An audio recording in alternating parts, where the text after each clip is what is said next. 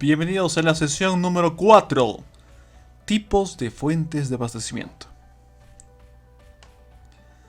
Bien, en esta sesión vamos a ver los tipos de fuentes de abastecimiento que considera la norma técnica, la resolución ministerial 192/2018 del Ministerio de Vivienda.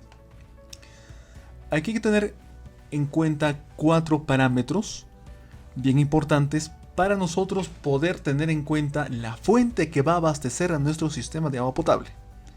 1. La selección de la fuente. 2. Rendimiento de la fuente. 3. La necesidad de estación de bombeo. 4. La calidad de la fuente. En la selección de la fuente vamos a tener en cuenta la calidad de agua para consumo humano, el caudal de diseño según la dotación requerida y el menor costo de implementación del proyecto junto con la libre disponibilidad de la fuente. Aquí hay puntos bien importantes que a ustedes les va a servir bastante. En la calidad del agua para consumo humano, nosotros antes de seleccionar una fuente tenemos que hacerles un análisis. ¿Para qué? Porque una fuente, aunque en la gran mayoría de aguas subterráneas tiene muy buena calidad, pero hay también fuentes de agua subterránea, ojos manantiales, que tiene contaminación con arsénico, alto en hierro, alto en plomo. Eso depende del manto del suelo.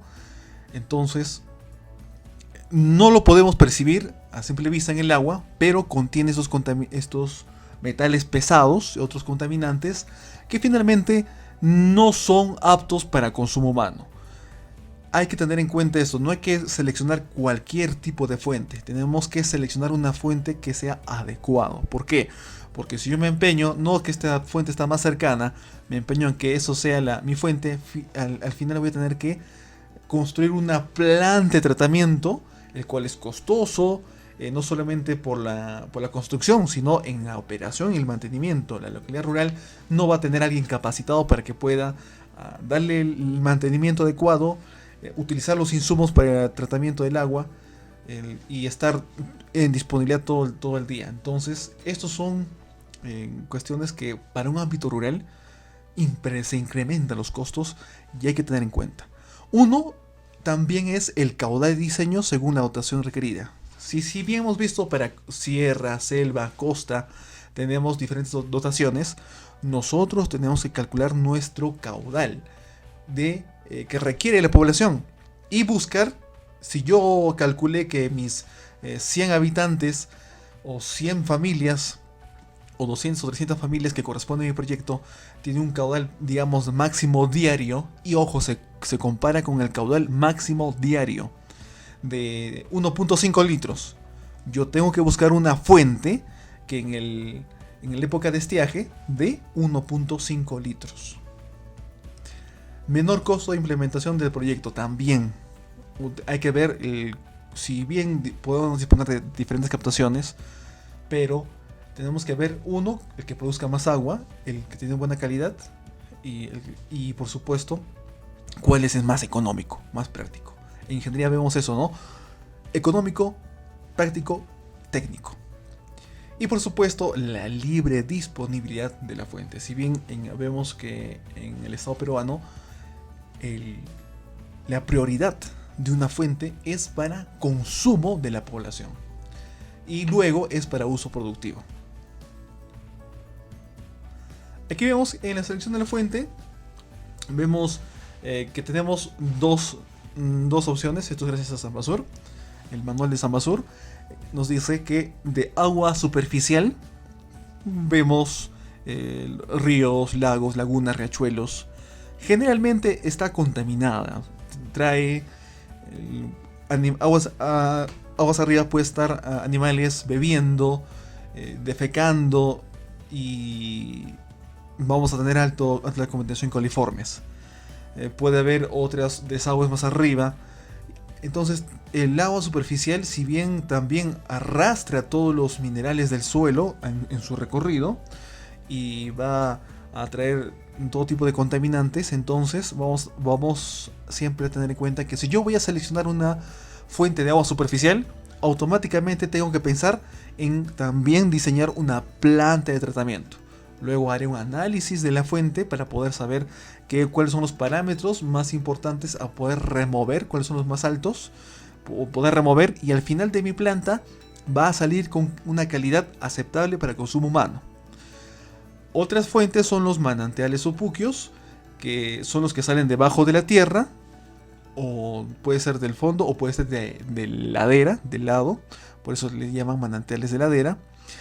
Para el sistema de agua potable es recomendable que usar el agua del manantial, porque esta es de mejor calidad. Simplemente no necesita un tratamiento tan avanzado, más que hacer la adecuada cloración. Y ojo, siempre el manantial, la captación que se construye en el manantial tiene un filtro, ¿no? Entonces esto también ayuda.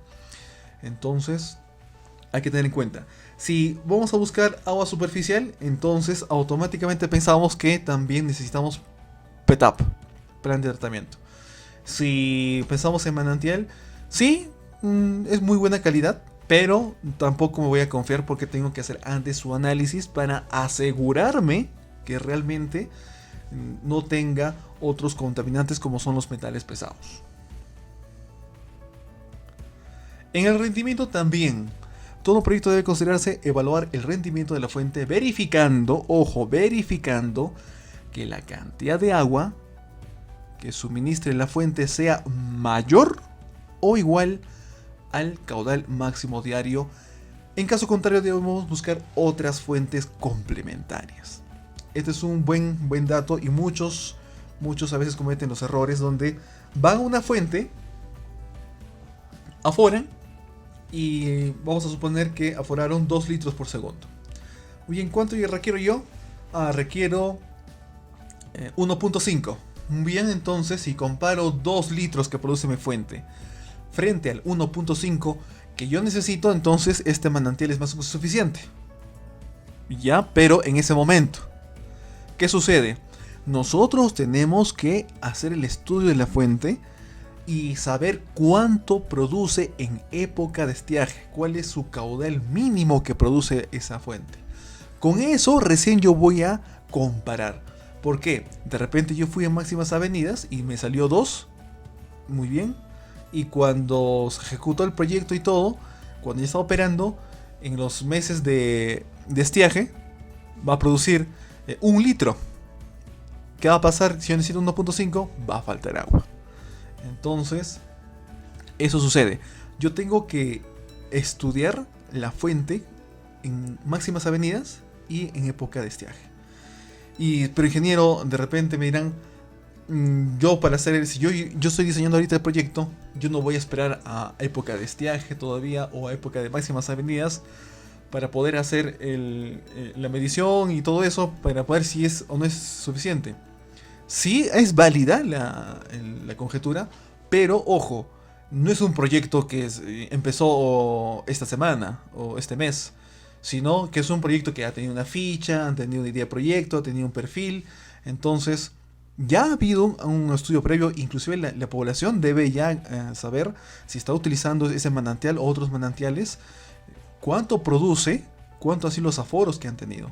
Generalmente no lo vamos a encontrar, ¿no? En esos casos muchas veces podemos nosotros tomar en cuenta cuánto produce otras fuentes, si es que tenemos los estudios, y saber cuánto produce. Por ejemplo, si en época de estiaje me produjo yo 1 litro y en máximas avenidas me produjo 2 litros, entonces muy bien, ya sé, ahí hay un referente de que el caudal máximo va a ser el doble del caudal mínimo, ¿no? Entonces si yo voy y medí en época de estiaje a mi fuente de mi proyecto y salió 1.5, entonces yo podré estimar que puede salir 3 en época de máximas avenidas, pero sería una estimación. Pero si vamos a hacer una estimación, tenemos que basarnos en datos que nos pueden dar la fiabilidad de esa estimación. No es estimar por estimar, entonces hay que tenerlo en cuenta eso. Para el rendimiento de la fuente, muy fácil. Hay que hacer el aforo en máximas avenidas y por supuesto en época de estiaje. Un buen libro que les puedo recomendar es el Aforo del Agua en Canales y Tuberías de Gregorio Briones Sánchez. Lo pueden descargar de aquí de la plataforma. Es un excelente libro que les va a poder les va a ayudar para lo que es el aforo, tanto de tuberías, como son los manantiales. Le ponen una tubería y pues lo podemos aforar, claro que sí. Lo podemos formar tipo un canal y podemos aforarlo también cuando es de una laguna, por ejemplo. ¿Cómo formamos una laguna? Tenemos que buscar una especie de canal en una de las salidas y ahí poder aforar. Eso sería los métodos, y en ese libro lo van a encontrar muy bien.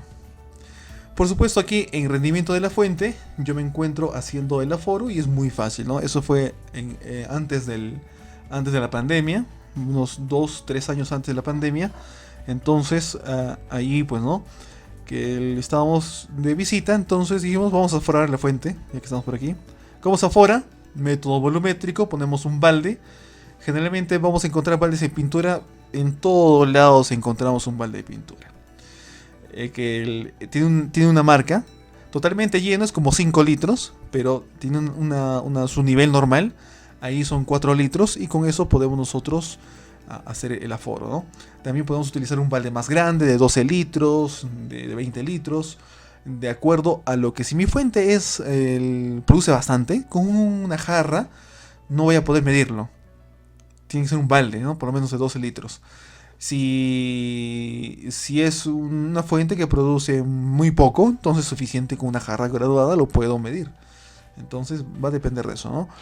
Hacemos por lo general, aquí vemos en el ensayo, en el manantial, vamos a poner siempre un nombre de manantial, fecha de aforo, punto de aforo, ubicación. Y por supuesto vamos a hacer mínimo 4, se recomienda 5. Siquiera 5 veces de hacer este ensayo, ¿no? ¿Qué hacemos? Ponemos el balde y calculamos el tiempo, en cuánto tiempo se va a llenar el volumen total. De las 5 mediciones tenemos un promedio y sacamos ya el caudal promedio, ¿no? 1.7 litros por segundo en esa fuente, en la otra fuente fue 1.36. Como verán, miren, aquí sí teníamos datos de lo que es época de estiaje y época de máximas avenidas. Por ejemplo, marzo, época de máximas avenidas, teníamos 1.7. Y en septiembre, época de estiaje, 1.36. Entonces, ¿yo con qué voy a comparar mi caudal máximo diario? Si yo quiero para mi población 1 litro por segundo, lo comparo con mi 1.36, ¿no? Pero ingeniero, pero si lo comparo con el 1.36, ¿para qué nos sirve ya el 1.7? Ah, bueno. Cuando nosotros diseñamos un manantial, una captación, lo diseñamos con los caudales promedios, máximos y mínimos. Porque imagínense, si no consideramos el mínimo, ¿qué hacemos? Ponemos una aleta muy pequeña y lo demás, el volumen de agua, ¿qué va a pasar? Va a pasar a salirse por la cámara. Entonces hay que tener en cuenta eso. El volumen máximo, el volumen mínimo o el caudal mínimo que está produciendo en litros por segundo, para poder compararlo con nuestra demanda de la población. ¿Qué sucede si es menos? Si yo requiero 1.5 y yo tengo 1.36, entonces tengo que buscar otra fuente adicional. Es lo que tengo que hacer. O de repente la otra fuente adicional es suficiente, me produce 2 litros, entonces me quedo con otra fuente. Eso es lo que hay que hacer. Pero ingeniero, ¿por qué no captar a lo mejor las 3 captaciones, las 5, todas las que haya? Bueno, porque si bien tú puedes tranquilamente hacer una captación para cada uno de ellos, pero vas a tener que pagar una licencia por cada fuente, hacer un estudio, sobre todo para tu expediente técnico, por cada fuente, y que te den la licencia por cada uno, ¿no? Y imagínense, tenemos 5 fuentes. Ahora creo que el pago está como 100 y algo más. Imaginemos que sea 100 soles. Entonces, sobre 5 fuentes vamos a tener que pagar unos 500 soles aproximadamente por licencia anual por nuestra captación, por volumen de agua. Y tener de más de lo que se necesita, pues no es lo requerido. No es lo ideal, ¿no? No es parte de la ingeniería. Recuerden que es ser práctico, económico, técnico.